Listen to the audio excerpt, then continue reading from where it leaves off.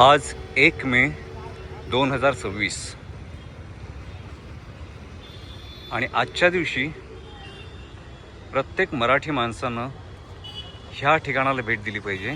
आणि हे ठिकाण आहे हुतात्मा चौक, जे चर्चगेट किंवा चर्चगेट आणि CSTM स्टेशन्सच्या मधल्या भागामध्ये तो पूर्वी फ्लोरा फाउंटन म्हणून जो एरिया होता, ह्या इथेच एक हुतात्मा चौक आहे. आज ॲक्च्युली माझ्या स्कूल फ्रेंड्ससोबत आमचा भटकण्याचा प्लॅन होता आणि मी हे सुचवलं की आज दुसरीकडे कुठे भटकायचं नाही आहे, तर आज आपल्याला जायचं आहे ते हुतात्मा चौकामध्येच, हुतात्मा चौकालाच स्मारकाला भेट द्यायला.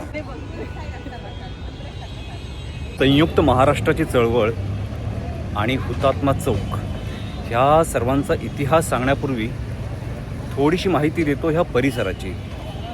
हा जो परिसर आहे, हा परिसर फ्लोरा फाउंटन म्हणून ओळखला जातो, कारण इथे माझ्या मागे मला फ्लोरा फाउंटन दिसत असेल.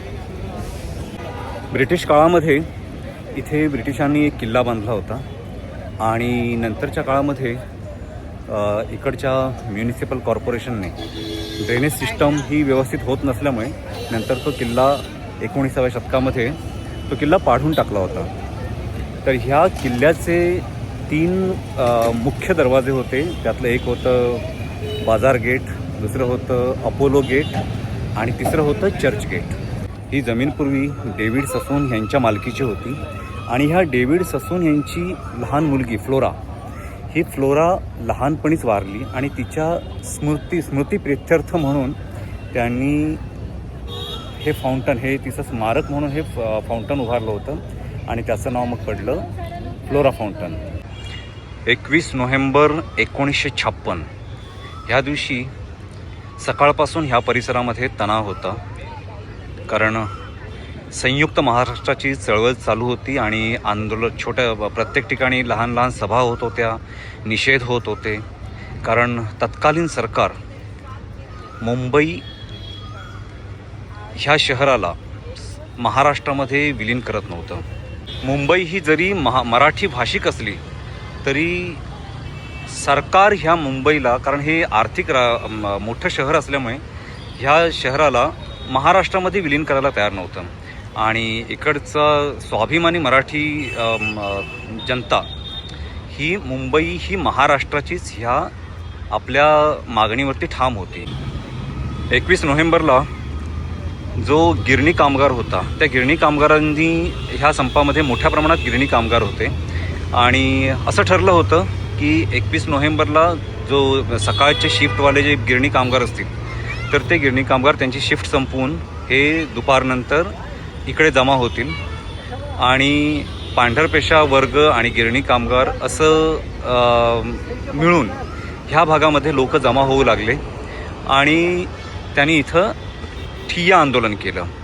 आणि त्यावेळच्या तत्कालीन सरकारने ह्या भागामध्ये आधीच संचारबंदी लागू केली होती, त्यामुळे त्यांनी इथल्या जमावाला पांगवण्यासाठी लाठी हल्ला केला.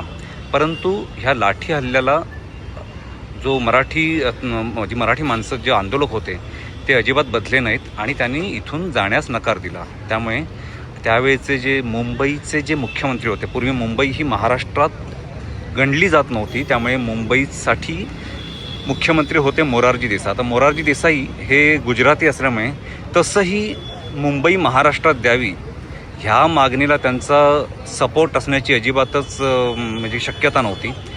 तर त्यांनी जेव्हा आंदोलक हे इथून हटत नाही आहेत, तर त्यांनी गोळीबाराचे आदेश दिले आणि ह्या गोळीबारामध्ये जवळपास 100च्या वरती, म्हणजे जो एक आकडा सांगितला जातो तो एक साधारण 105 हुतात्मे ह्यामध्ये शहीद झाले. ह्या सर्व हुतात्म्यांची नावं ह्या इथे ह्या स्मारकामध्ये कोरलेली आहेत.